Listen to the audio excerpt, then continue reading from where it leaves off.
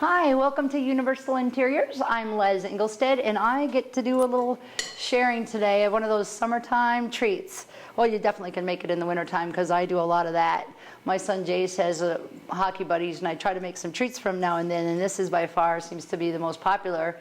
And bonus for you, super simple. So what I've done is taken about a half a cup butter, melted it on down, and then anywhere from just about the whole package of marshmallows down to 3/4 of them, depending upon what size of plate you need to put it in. Anyhow, so now what I'm going to do is I've already got it melted butter, and now I've melted up the marshmallows just enough, so we're going to stir that all up. It's kind of like actually making Rice Krispie bars. You don't use quite as much butter, and you're going to just stir up this little marshmallow business and have that for the bottom. And you stir that up, and hopefully it's melted pretty good. Generally, it gets a little, I used great big puffies today, so it's a little bit, but there's not a right or wrong marshmallow. And anybody that knows anything about marshmallows, you got to just kind of throw it to the wind if you're thinking a health food snack right now when you're looking at marshmallows. But we are going to need a second, and I'm going to grab a spoon. Handy to have one more of those. Now melted, just like a Rice Krispie bar, but before you would put in cereal, you're going to take a good, now you see that's a tablespoon, and I call it a wallop. Does that work? Most of you bakers out there, you know what a wallop is? That's what I've just put in there. So it's acting kind of like your butter and your peanut butter together. And we're going to just stir that up and get it, there's the healthy part. But just like what Uni and I always encourage you all to do while you do anything to hold the core in, that's what I forgot to tell you right away. But if you do that, it's going to be healthier for you in the long run. So now it's going to turn that melted peanut butter. It's going to be kind of just like you would making cookies, soft enough. And you take your trusted Cheerio box. That's what I picked here. And you can do it with a few different things, honey nuts or whatever you might care for. And I'm just going to pour it in there. You can certainly measure it like some people do about 3 cups or so. I just kind of keep on going until it looks like, that might be enough. I hope you know what that means, you Rice Krispie makers out there.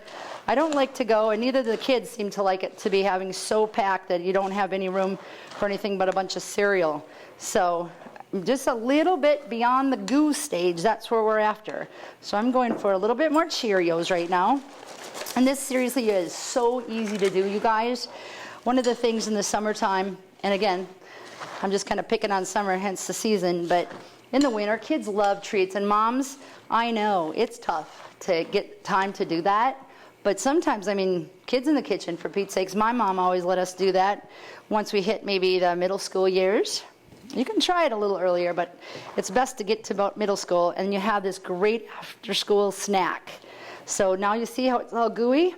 Now, nobody has to do this, but the best part about Cheerio bars is throwing in chocolate chips and getting super gooey. So here I go into the bag of chocolate chips. I picked this up at Central Market where you can get just enough that you don't have to open up the whole bag if you want to be careful about the chocolate intake. But my, am I getting gooey today. I feel like a little child playing in the mud or dirt or whatever you want to call it. Yep, there we go.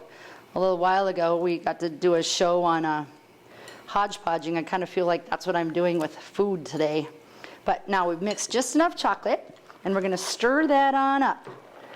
And once this gets in there, you don't want to stir too much, but once you get that all kind of blended in there, you see that how it is, that kind of texture? All you're going to look for is, depending upon, you can have a 9x13 pan if I had that handy. I'd use that. Or you can use a little small cake pan if you want to go thicker. But what you're going to do is just dump it right on in there. And the bonus about these bars is you really don't even need to do that. If you are at home and you have a couple of hungry pals, you know what you do? You take a big glob. Well, glob might not be the classy word for it, but you know what I mean. You take a big old spoonful, you put it right on there, and you have yourself, yep, Cheerio bars. You can do it a couple ways, like I said, into the pan, cut them on up. You can put it in the fridge. You can keep it just like that to work too. But what I was going to share on this issue of making treats, I kind of claimed kids, treats for kids, maybe your husband. And it's okay to treat yourself now and then. But one of the things that I love to talk to kids about and grown-ups is just that we have different gifts. We all have gifts, and there's languages of gifts. If that makes sense to you, some of you may know what I'm talking about, but there's love languages out there. Some of you desire to have gifts of touch. Some of them like some gifts of time, or somebody might want a gift of just to serve. That's how you give your gift of love. And there is 5. Again, I almost hit them all. One is touch. When you make treats like this, you can kind of combine the whole works at the same time and use all those love languages and make a lot of people happy. So that's what I'm kind of doing in this part of the show. Again, maybe you don't have to get quite this gooey to prove the point, but again, you can do some touch with this, or service, sharing it with others, or time spent with your kids, or just having affirmation, just telling each other while you're making this in the kitchen, or got something for them just because they're special. Maybe it's an after school's almost underway. Sorry guys, yep, it's true. Kids don't want to hear me talk about that, but it's true. Right around the corner. And we can make treats. It doesn't have to be hard. We just really kind of have lost the art of just spending a little time in the kitchen with your kids or with a friend. Do something this simple and let it go. You can have a treat for a day. You don't have to be uptight. Have yourself some marshmallows once in a while. It's okay. I sure appreciate you guys coming, listening, and have a beautiful day.